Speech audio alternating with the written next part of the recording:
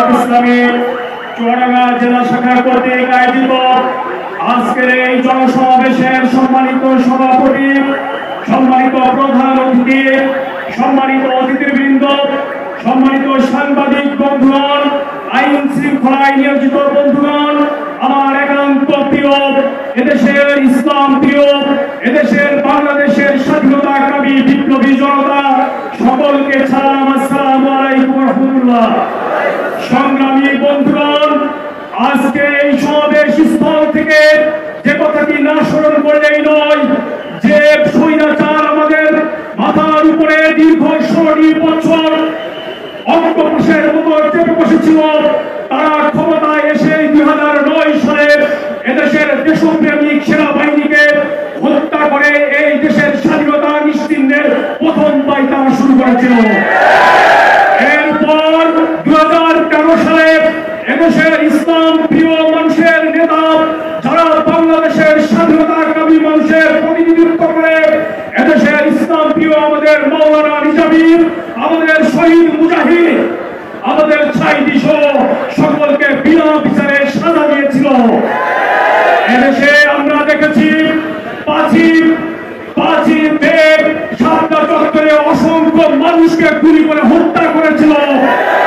এদেশের মানুষকে যখন ভোটের জন্য আন্দোলন করেছে, কথা বলার জন্য অধিকার চেয়েছে, তখন তাদের কথাকে বুলেট দিয়ে বন্ধ করে দেওয়ার চেষ্টা করা হয়েছে। তোমরা ঠিক সেভাবেই আজকে যখন আমার ছাত্র বন্ধুরা এদেশের বৈষম্য দূর করার জন্য রাজপথে তাদের ন্যায্য দাবি নিয়ে নেমে এসেছিল, তোমরা অতীতের ন্যায় সেভাবেই তোমাদের বুলেট ব্যবহার করে এই আন্দোলনকে স্তব্ধ করে দিতে চেয়েছিলে। কিন্তু তোমরা বুঝতে পারোনি, ওই আবু সাইদের বুকে গুলি করার মাধ্যমে তোমরা তোমাদের কবর রচনা করেছো। তোমরা আবু সাইদের বুকে গুলি করনি, এদেশের তৌহিদি জনতা, ছাত্র জনতার বুকে আগুন জ্বালিয়ে দিয়েছ। সংগ্রামী বন্ধুরা, আমরা বলতে চাই, এই প্রিয় মাতৃভূমি স্বাধীন হয়েছে 5ই আগস্ট।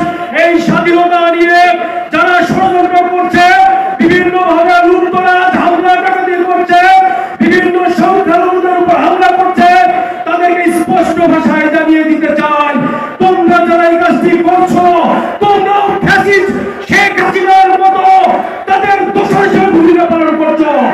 এদেশের ছাত্র জনতা এই ফ্যাসিস্ট হাসিনাকে যেভাবে বিতাড়িত করেছে, তোমাদেরকে দেশ থেকে বিতাড়িত হতে হবে।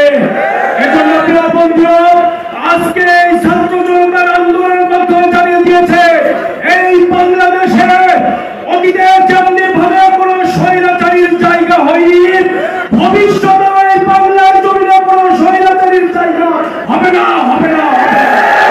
সংগ্রামী বন্ধুরা, আসুন আজকের এই সমাবেশ থেকে আমরা মানুষের কাছে বন্ধুত্বের হাত বাড়িয়ে দিয়ে ইসলামের আদর্শ উদ্দীন করার মাধ্যমে আমরা মানুষের বন্ধুতে পরিণত হব। আমরা মানুষের জান মাল সম্পদ রক্ষায় একজন অতন্ত্র প্রহরীর ভূমিকা পালন করব। সেই উদাত্ত আহ্বান রেখে সবাইকে সামনের দিনে ইসলাম প্রতিষ্ঠার আন্দোলনে অগ্রণী ভূমিকা পালন করার উদাত্ত আহ্বান জানিয়ে আমার কথা শেষ করছি। বাংলাদেশ জিন্দাবাদ, বাংলাদেশ জামাত ইসলামী জিন্দাবাদ।